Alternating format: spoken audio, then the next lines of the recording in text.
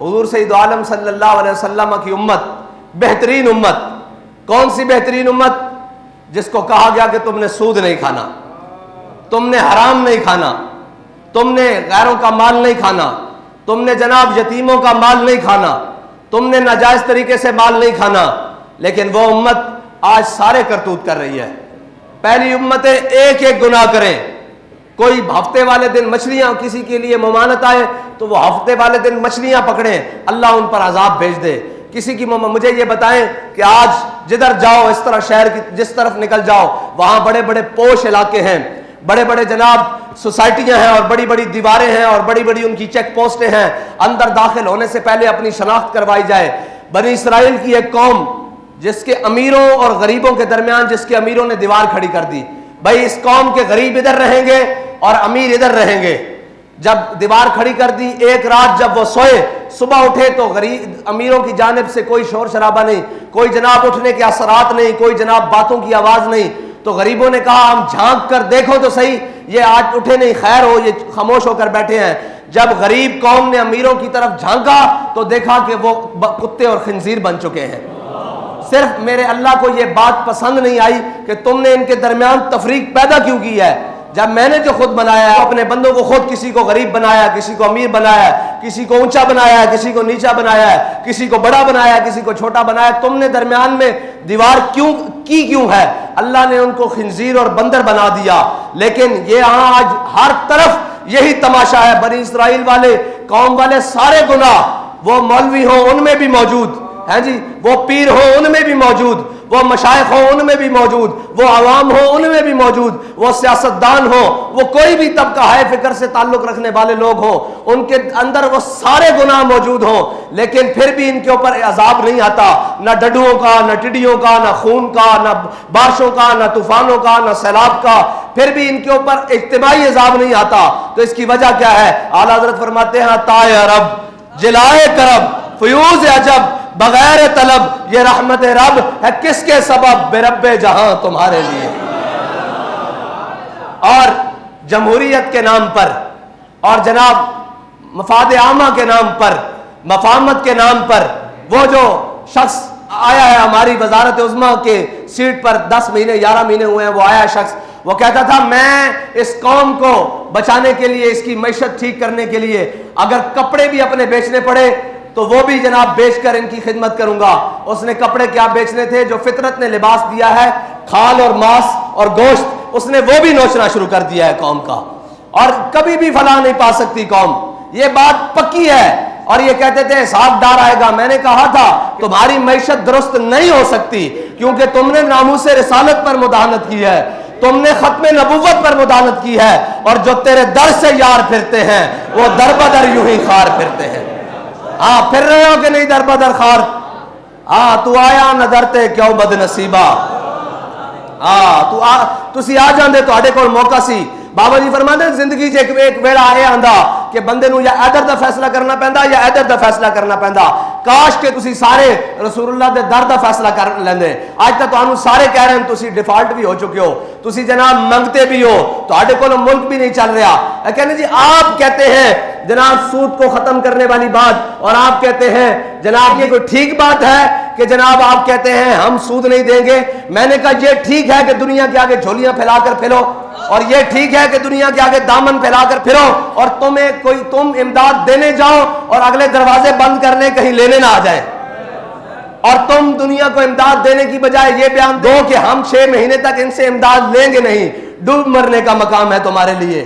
اور پوری قوم اس کے ساتھ بالکل جناب کھڑے ہیں جی, ہم جمہوریت کے ساتھ کھڑے ہیں. اور بھائی جمہوریت جب سارے غریب مار دے گی تب جمہوریت سے جان چھڑائی جائے گی. آؤ آج بھی حضور کے دین کی طرف, آج بھی ان عیاشوں کی بدماشیاں بند کرو. اور ہم نے کہا تھا تیل کی قیمتوں میں اضافہ, تو آج ہم پریس کانفرنس کرنے لگے ہیں. ہم نے پتہ ہے سب سے آخر میں کیوں اعلان کرنا ہے, اس کی ایک وجہ ہے.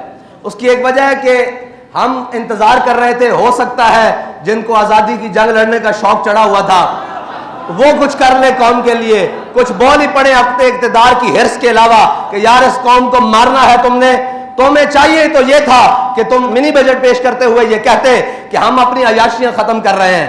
آج کے بعد جتنے سرکاری جناب تیل لینے والی گاڑیاں ہیں اور گاڑیاں ہیں ان کا خرچہ ہم خود برداشت کریں گے.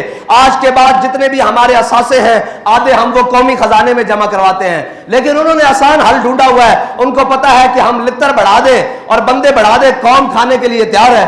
ہاں جی, قوم کھانے کے لیے تیار ہے. انہوں نے آسانی سے تیل کی قیمتوں میں اضافہ کیا, بجلی کی قیمتوں میں اضافہ کیا اور گیس کی قیمتوں میں اضافہ کر کے سکون سے پھر کیا کرتے ہیں, پھر تماشے کرتے ہیں قوم کے ساتھ. پھر ایک آدھی آڈیو لیک کرتے ہیں, پھر ایک آدھی ویڈیو لیک کرتے ہیں اور قوم کو کہتے ہیں آپ اس طرف لگ جائیں. ہم اپنے جناب نشہ اقتدار میں مست رہیں, لیکن ہم یہ انتظار کر رہے تھے ہو سکتا ہے یہ جناب جو آزادی کی جنگ لینے چڑھے تھے ان کو شوق چڑھ جائے, یا وہ کراچی سے خیبر تک کوئی بھی جناب جماعت ہو جن کو نوازا جا رہا ہے یا نوازنے کے لیے تیار ہے جناب, جو بوٹ پالش کرنے کے لیے پہلے نمبر پر صفوں میں کھڑے ہیں, ہو سکتا ہے ان کو قوم کا خیال آ جائے. لیکن ہم نے دیکھا جنہوں نے آزادی کی جنگ لڑنی تھی وہ خود جیلوں میں جا رہے ہیں اور جیلوں میں جانے کے لیے بہانے ڈھونڈ رہے ہیں.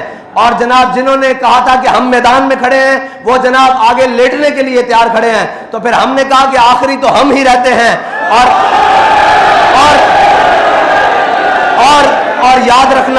اور یاد رکھنا قوم کی پناہ آخری حضور کا دین ہی ہے.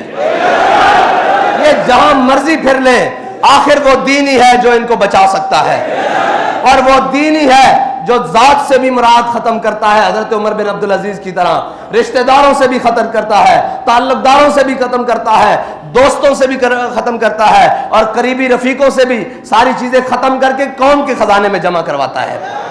اور جناب ان کو نشہ اقتدار نے مست کیا ہوا ہے. لیکن یہ یاد رکھنا تم قوم کے جناب ہر چیز لوٹ چکے ہو, لیکن اب قوم, میں آپ سب سے بھی کہتا ہوں جائیں اور جا کر کہیں. وہ کہتے تھے کہ جناب مولویوں نے روڈ بند کر, ابھی بھی کئی بکواس کریں گے کہ جناب ان مولویوں کو کیا ضرورت پڑی تھی, یہ ایسی بات کریں ایسی بات کریں. بہرحال ان سے تو ہمیں غرض نہیں, کم از کم آپ قوم کے پاس جائیں اور اسے کہیں آپ کس چیز کا انتظار کر رہے ہیں.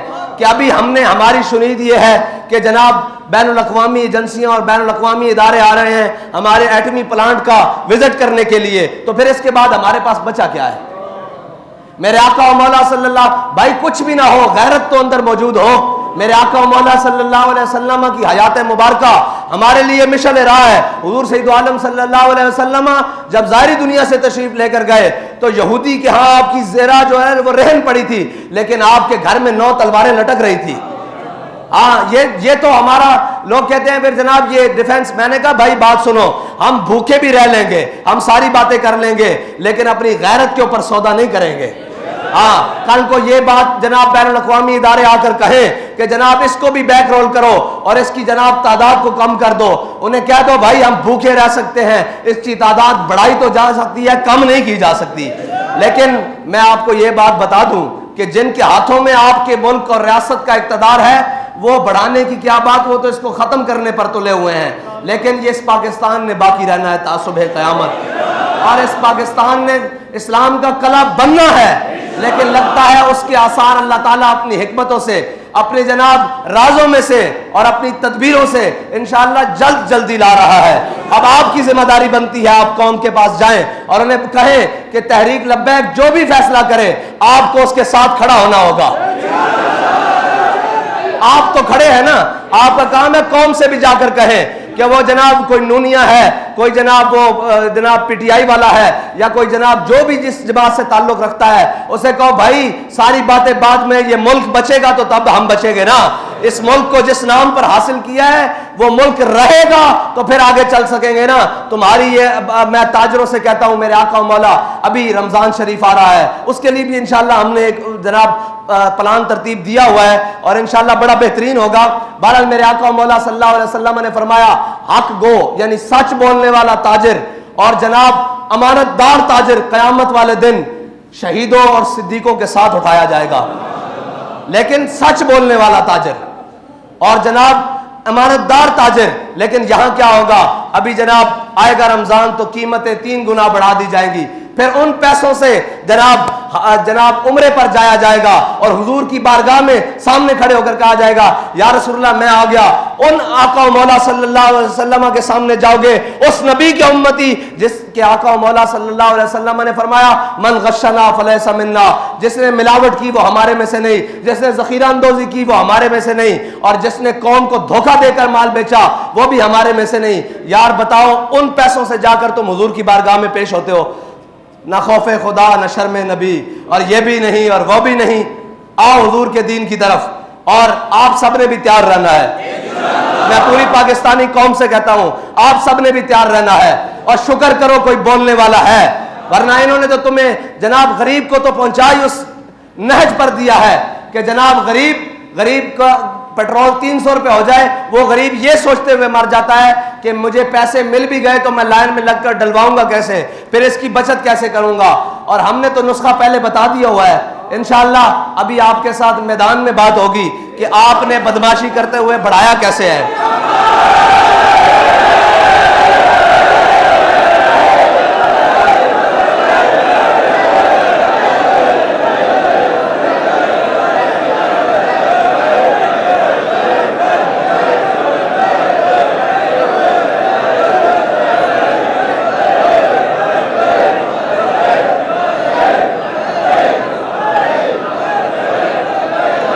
अगर ये बदमाशी पर उतर आए तो फिर इंशाअल्लाह तहरीक लब्बैक वालों का तो ट्रैक रिकॉर्ड मौजूद है ना इंशाअल्लाह।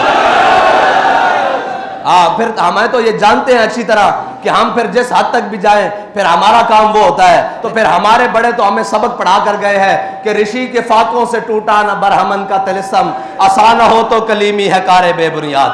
हमारे बड़े तो फिर हमें वो रास्ता बता कर गए हैं, और उस रास्ते पर अल्हम्दुलिल्लाह हम आज भी चलना जानते हैं, और हम अपनी नस्लों को भी सिखा रहे हैं कि हुजूर के साथ वफा करनी कैसे है। और ये सिर्फ पाकिस्तान का मसला, सिर्फ महंगाई का नहीं है अल्लाह के बंदो, ये पाकिस्तान की बका का मसला है। वरना पेट्रोल पहले भी महंगे होते रहे हैं और सारी चीजें, हम इसलिए खामोश थे चलो यार इकोनॉमी चलने दो। आज जनाब पाकिस्तान का कर्जा 51,000 अरब रुपए हो गया है, 51,000 अरब रुपए। पिछले एक साल में 23% कर्जे में इजाफा हुआ है। पिछले साल जो था वो पाकिस्तान का तकरीबन कर्जा 41,500 अरब रुपए था, यानी 41,557 या 550 या 55 इतने अरब रुपए था। आज जनाब 50,996 अरब रुपया है आज के दिन में, ये कौम को पहुंचा दिया है। और जो महंगाई की सूरत है वो 12.3% पे थी, अब 25.3 में। बहरहाल जितने भी आंकड़े लाए जाए भाई, जितने भी आदादो शुमार किए जाएं, सारी मुल्क भी बैठकर आदादो शुमार करे, गरीब को रोटी मिल रही है तो तुम्हारे आदादो शुमार ठीक है, अगर उसके दरवाजे तक नहीं पहुंच रही तो फिर तुम जितने भी आंकड़े मिलाओ वो सारे गलत है, वो सारे गलत है। उसको जिस तरह मर्जी जहां से मर्जी लेकर आओ वो सब कुछ गलत है। और चाहिए तो यह था कि अपने प्रोटोकॉल और अपनी अयाशियां और बदमाशियां खत्म करते हैं, लेकिन कहां प्रोटोकॉल खत्म करते। अपनी भतीजी को, हम तो खवातीन का नाम नहीं लेते, लेकिन इस वक्त के वजीर आजम ने अपनी भतीजी को जनाब डिप्टी प्राइम मिनिस्टर जितना प्रोटोकॉल दिया हुआ है। क्या खिदमत है उसकी कौम के लिए, क्या खिदमत है उसकी कौम के लिए। फिर वो जनाब सिंध का डाकू, उसका बेटा वो वजीर खारजा बना है, और उसका वजीर खारजा बनने से पहले और अब तक प्रोटोकॉल डबल हो चुके हैं। ये कौम जो जनाब, और कौम का भी कोई हाल नहीं, एक जनाब वो दुकानें खोले, कोई नई ब्रांड खोले तो जनाब लाखों और करोड़ों रुपए उनकी सेल हो जाती है। कैसे हो जाती है? खुदा का खौफ करो, अल्लाह के अजाब से डरो। अल्लाह ताला जब, मेरी बात सुनो, जब कौमें और कौम के जिम्मेदारान बदफितरती पे उतर आते हैं ना, और उनको किसी चीज की परवाह नहीं होने लगती, फिर अल्लाह ताला जिल्लत उन कौमों का मुकद्दर लिख देता है। हाँ, फिर याद रखना, फिर अल्लाह ताला, हाँ अल्लाह के निश्तर हैं, तैमूर हो या चंगेज। अब्बासियों की जनाब खिलाफत ऐसे नहीं टूटी थी, उनकी अपनी हरकतें भी ऐसे थी। हाँ, वो सोने और चांदी के जनाब बर्तनों में खाने शुरू हो गए थे, और उनके गरीब जनाब दरवाजे पर जनाब भूखे प्यासे बिलखते मर जाते थे, उनके सिपाहियों की तनख्वाहें पूरी नहीं होती थी। याद रखना, जो कौमें इस नहज पर उतर आए फिर उन कौमों का निशान बाकी नहीं रहता। यहाँ तैमूरी और चंगेजी सारे मिट गए और सब मिट जाएंगे, लेकिन याद रखना अगर अपना नाम बाकी रखना है और अपना तशख्खुस बाकी रखना है तो फिर किफायत शारी अपनानी होगी, फिर कौम बनकर रहना होगा। ये भेड़ चाल नहीं, ہر کوئی اپنا اپنا سوچ رہا ہے. میرے آقا و مولا صلی اللہ علیہ وسلم کا دین ہی ہے جو جناب اثار بھی سکھاتا ہے, محبت بھی سکھاتا ہے, اور لوگوں پر خرچ کرنا بھی سکھاتا ہے. ورنہ باقی دولت تو جناب یا فرعونیت سکھاتی ہے, یا قارونیت سکھاتی ہے, یا چنگیزیت سکھاتی ہے. اللہ تعالی ہمیں حضور کے دین کے ساتھ مخلص ہونے کی توفیق عطا فرمائے.